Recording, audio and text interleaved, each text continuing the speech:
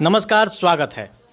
A practical guide to English translation and composition. आज है lesson 3। अब तक हमने 2 लेसन, एक about my self my daily life पहला लेसन था और दूसरा जो लेसन था वो था माई फैमिली, और आज तीसरा जो लेसन है यह है माई क्लास टीचर।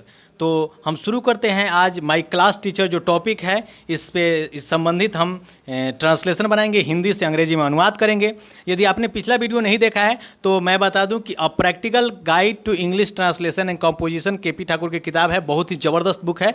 और इसी किताब से हमने ट्रांसलेशन सीखा था और ट्रांसलेशन के जरिए अंग्रेजी सीखा था, और इसी किताब से हमने प्रैक्टिस करवाना भी शुरू कर दिया है। लगातार 1-2 दिन पे हम लगातार वीडियो डालते रह रहे हैं और एक एक चैप्टर करके हम आगे की तरफ बढ़ते चल रहे हैं। तो आज का हमारा तीसरा जो चैप्टर है वो है माई क्लास टीचर, मेरे वर्ग शिक्षक। तो माई क्लास टीचर के बारे में हम ट्रांसलेशन बनाएंगे। तो शुरू करते हैं आज का पहला सवाल। मेरे वर्ग शिक्षक का नाम श्री विलास प्रसाद है। तो जैसे मेरा नाम मंटू कुमार है तो my name is Mantu Kumar, ठीक उसी तरह से my class teacher name is Shri Vilas Prasad. My class teacher's name is Shri Vilas Prasad. दूसरा ट्रांसलेशन है वे विज्ञान के शिक्षक हैं। मैंने पिछला वीडियो में बताया था, यहाँ पे वे जो है ये विलास प्रसाद जो कि हमारे वर्ग शिक्षक हैं उनके बारे में चर्चा चल रही है। तो उनके लिए वे के लिए दे का नहीं बल्कि ही का प्रयोग करेंगे। दे एक प्लूरल वर्ड है और उसका प्रयोग प्लूरल के लिए करते हैं। यहाँ पर एक विलास प्रसाद जो हमारे वर्ग शिक्षक हैं उनके बारे में चर्चा हो रही है, एक सिंगुलर एक पर्टिकुलर चर के बारे में चर्चा चल रही है। तो उनके रिस्पेक्ट के लिए हम यहाँ पर ही लगाएंगे और ही का प्रयोग करेंगे। चलिए तो देखते हैं, वे विज्ञान के शिक्षक हैं। He is a science teacher.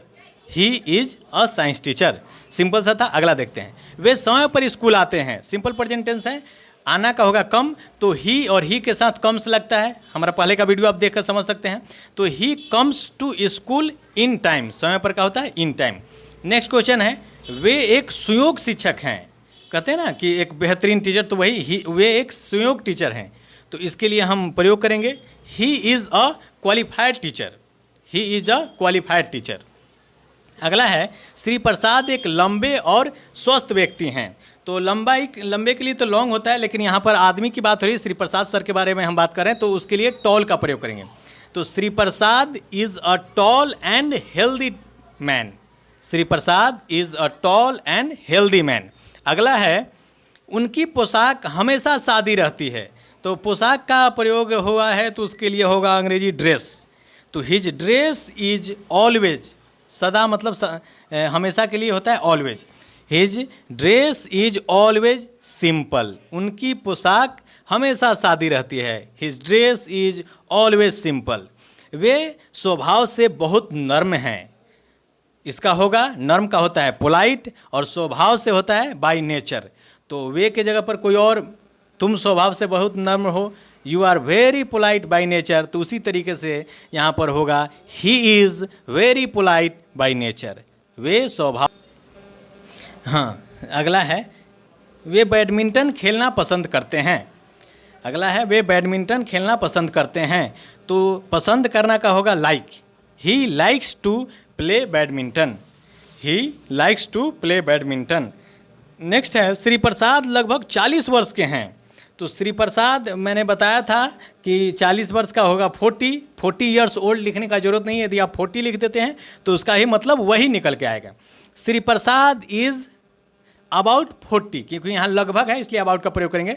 Shri Prasad लगभग 40 वर्ष के हैं। Shri Prasad is about 40 years old लिखने का ज़रूरत नहीं है। 40 से आप मतलब समझ में आ जाएगा कि श्री प्रसाद सर का जो उम्र है वो 40 वर्ष का है।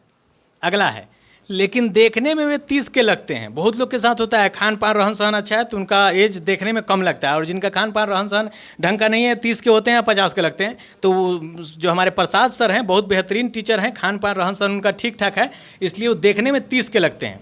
तो हम इसका अंग्रेजी में अनुवाद करेंगे, लेकिन देखने में वे 30 के लगते हैं, बट ही लुक्स लाइक 30 से ही हो गया कि 30 ईयर्स ओल्ड लगाने की जरूरत नहीं है। 30 का मतलब हो गया कि 30 साल देखने में 30 के लगते हैं। अगला है, वे सब विद्यार्थियों को प्यार करते हैं। तो he loves all the students, या he loves all students. He loves all students. Next है, वे एक लोकप्रिय शिक्षक हैं। ऐसा टीचर होगा तो लोकप्रिय तो होना लाजमी है, तो हम लिखेंगे उनके लिए he is a popular teacher, he is a popular teacher. और नेक्स्ट है उनमें एक आदर्श शिक्षक के सब गुण हैं। इसको हम दो तरह से बना सकते हैं, एक तो यहाँ पर सब्जेक्ट नहीं है तो हम डमी सब्जेक्ट देयर का प्रयोग कर सकते हैं। देयर जो है डमी सब्जेक्ट, गुमगा सब्जेक्ट है, जहाँ कोई सब्जेक्ट नहीं है वहाँ पर देयर। जैसे एक लड़का है तो देयर इज ए बॉय, एक लड़का था तो देयर वाज ए बॉय। यहाँ कुछ सब्जेक्ट नहीं है, एक सेंटेंस को पूरा करना है तो ये गूंगा सब्जेक्ट है। डमी सब्जेक्ट मतलब गूंगा सब्जेक्ट, देयर लगा दीजिए, इसका मतलब कुछ नहीं होगा। जैसे एक लड़का है देयर इज ए बॉय, तो देयर का मतलब कुछ नहीं है। ए बॉय इज और ए बॉय ये दोनों मतलब निकाल देता है कि एक लड़का है या एक लड़का था, देयर वाज ए बॉय। वैसे ही हम यहाँ पर देयर का प्रयोग करेंगे डमी सब्जेक्ट के तौर पर, और वैसे भी हम बना सकते हैं। जैसे देखते हैं उनमें एक आदर्श शिक्षक के सब गुण हैं, तो इसको हम बनाएंगे देयर आर ऑल क्वालिटीज, या वर्चू मतलब ही गुण होता है, तो there are all virtues of an ideal teacher in him. एक तरीका ये हुआ। दूसरा जो है हम सीधा यहाँ पर पोसेशन, जैसे हैज का प्रयोग, हैव का प्रयोग करते हैं।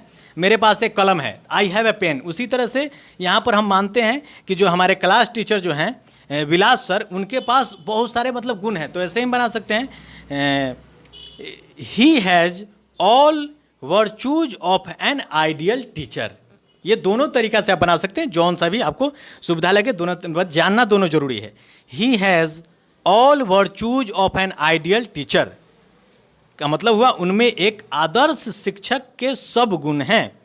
ऐसे शिक्षक का कौन आदर नहीं करेगा, मतलब यही है कि ऐसे शिक्षक का आदर सब करेंगे, तो ऐसे शिक्षक का आदर कौन नहीं करेगा। गा है, फ्यूचर टेंस में है, शैल या विल का प्रयोग होगा, तो who will not respect such kind of teacher, who will not respect such kind of teacher.